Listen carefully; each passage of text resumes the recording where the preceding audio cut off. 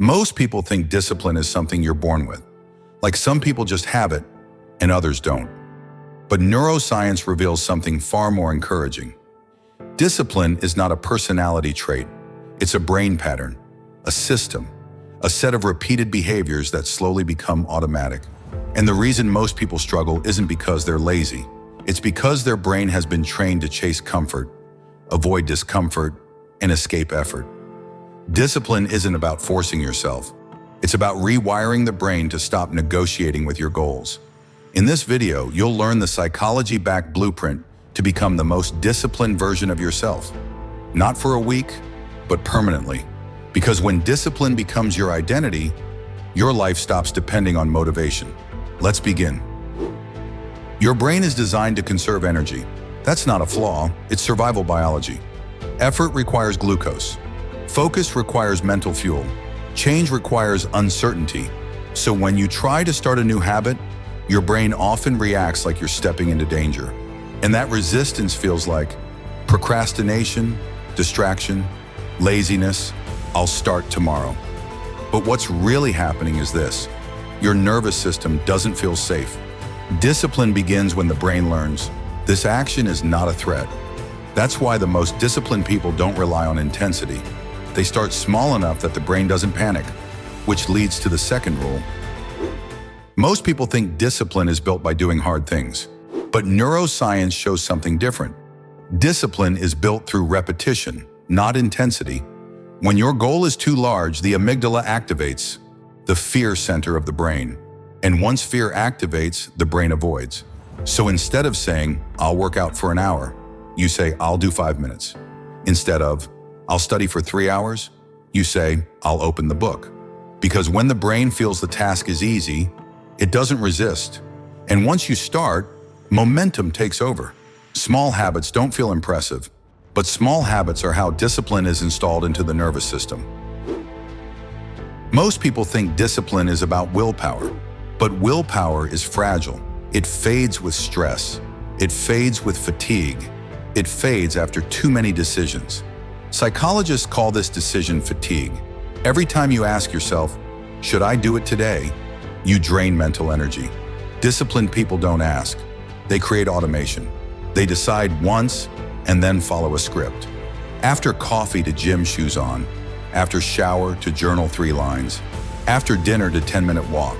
The brain loves predictable patterns. When behavior is attached to an existing routine, it becomes automatic faster. Discipline grows when you stop negotiating. Here's one of the most brutal truths in psychology. Your environment controls you more than your motivation. If junk food is visible, you'll eat it. If your phone is close, you'll scroll. If your bed is near, you'll delay. Most people try to build discipline internally, but disciplined people build it externally. They remove friction from good habits and add friction to bad ones. They place their workout clothes where they can't ignore them. They delete apps that steal focus. They create a space that signals one thing: this is where I work. Your environment is like a silent coach. It whispers instructions to your brain all day. If you want discipline, design your surroundings like discipline already exists. Your brain is driven by dopamine, and dopamine is not just the reward chemical, it's the progress chemical. The brain stays engaged when it feels movement. But the reason people quit is simple. Results take too long. The brain hates delayed reward. So you must give your brain proof before results arrive. That's why tracking is powerful.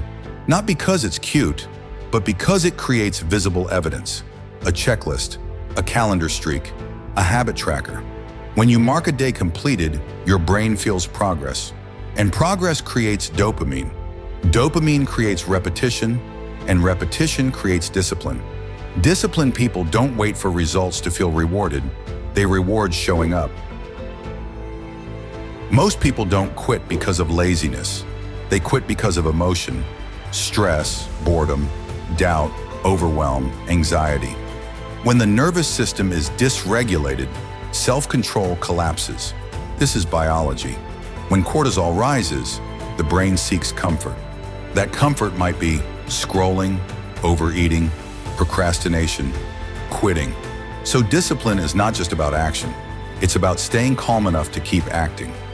The disciplined version of you isn't someone who feels motivated every day. It's someone who stays regulated under pressure. And the simplest way to regulate the nervous system is breathing. Slow breathing signals safety. Safety restores the prefrontal cortex, the part responsible for self-control. If you can calm yourself, you can control yourself. Here's where most people fail. They miss one day, and their brain instantly whispers, "See? You're not disciplined." This is identity collapse. The brain uses mistakes as proof, but discipline is not built through perfection. It's built through recovery. That's why the most powerful discipline rule is this: never miss twice. Missing once is human. Missing twice is training the brain to quit. Because every time you recover quickly, your brain learns, I return, I follow through, I don't break. And that creates resilience. Perfection creates fragility. Recovery creates strength. This is the deepest truth of all. Discipline is not what you do. Discipline is who you believe you are. The brain protects identity. It resists actions that contradict your self-image. If you believe you are someone who quits, your brain will always find reasons to stop. But if you begin to adopt a new identity, I'm someone who follows through. I'm someone who trains. I'm someone who shows up. Your brain starts aligning behavior with that belief. And at first it feels fake. But neuroscience shows identity changes through evidence. Small actions provide proof. Proof builds belief. Belief becomes identity. Identity becomes automatic discipline. You don't become disciplined by forcing your behavior. You become disciplined by reinforcing a new self-image. Discipline isn't something you wait for, it's something you build. Through small actions, environment design, emotional regulation, and identity reinforcement. You don't need more motivation. You need a brain that stops negotiating with your future. And once you install discipline into your nervous system, success stops being a struggle. It becomes a pattern. If you want more neuroscience-backed videos that train discipline, focus, and mental strength, make sure to subscribe to Mind Gym. Because your mind is a muscle, and every day you show up, you're training it like an athlete. Let's build the strongest version of you, one rep at a time.